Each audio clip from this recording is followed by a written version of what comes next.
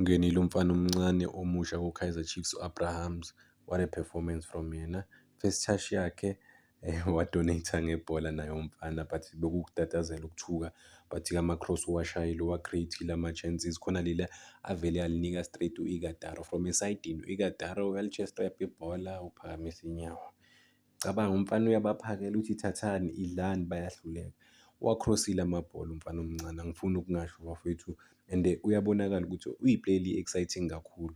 Into ebengisho nangophili, bazomdlalela na ku-Kaizer Chiefs, cause laba banomona-ke nje, bayamonelana bona ngokwabo as ama-player, cause badlalela i-hype, abadlalela i-team. Omunye udlalela ukuthi naye ufuna ukutrenda, ufuna ukuthi sikhulume ngaye kakhulu, cause uyazi wakora ku-Kaizer Chiefs waba ne-good performance, millions of people will talk. Well, let me say millions of views, you get millions of views from i-online ne-content creation, yabo, especially ku-TikTok nako-Facebook, baningi abantu abazokhuluma ngawo. So abantu babheke leyo nto leyo, they forget about i-team, bazenzela bona kuphela. And but-ke the boy is promising. The boy, he looks better than Mfundo Vilakazi. He looks better than Velebayi. Velebayi ushayile assist, shout out to yena, but ayikho into ayesayinike i-Kaizer Chiefs since afikile uVelebayi, sikhuluma iqiniso. But mombheka u-Abrahams umfana kunaleyo confidence ukuthi yabona akasabi man, akatatazeli, yabo. Udlala ngathi senesikhathi, udlale ngathi senesikhathi laphana ku-Kaizer Chiefs. I guess it was a big moment for him ukuthi akwazi ukuprova laphana, akwazi ukuba ne-decent performance. What I don't understand, why uyazi ukuthi unalo mfana lona ku-Chiefs, why umfaka late?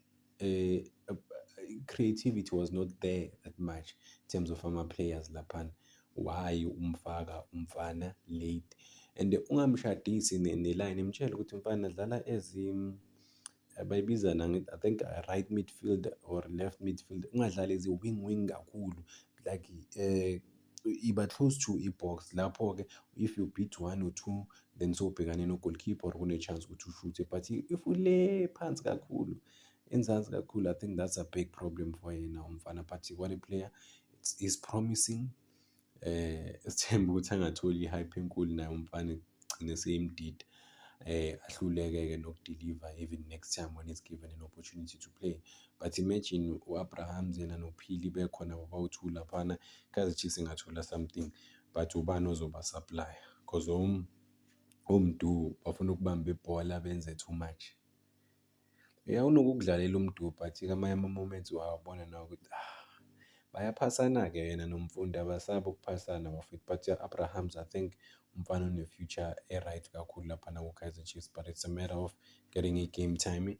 Nama-player wakhe or ama-teammates wakhe understand ukuthi uyi-player eli-special. I-player eli-special sonke silibona nje nge-first match yakhe ukuthi okay, kuna-something la, but bazomphasa na kahle, bazomdlalisa na ukuthi akwazi ngempela ukuzi-establish as one of the best players e-South Africa, asazi. Cause uperforme better than uVilakazi, uperforme better than uMdu, uperforme better than uMoli, uperforme better than uperforme better than wonke ama-wingers esiwabonile kuleya match le. Ufike nalo, ufike wayishintsha igame yena, ngoba no one wanted to ukuthatha waba i-responsibility, waba responsible bafake ibhola eboxini, but ukwazile umfana ukulifaka eboxini. Angazi ukuthi wena mlaleli ucabangani ngomfana esimbonile, umfana abamsayine e-Cape Town. Esike sasho ukuthi bekadlala, I think i-second division laphana e-Israel. Uyambona ukuthi confidence ikhona, Kaizer Chiefs ingakwazi ukupheka, ngisho kanjalo ama-2K.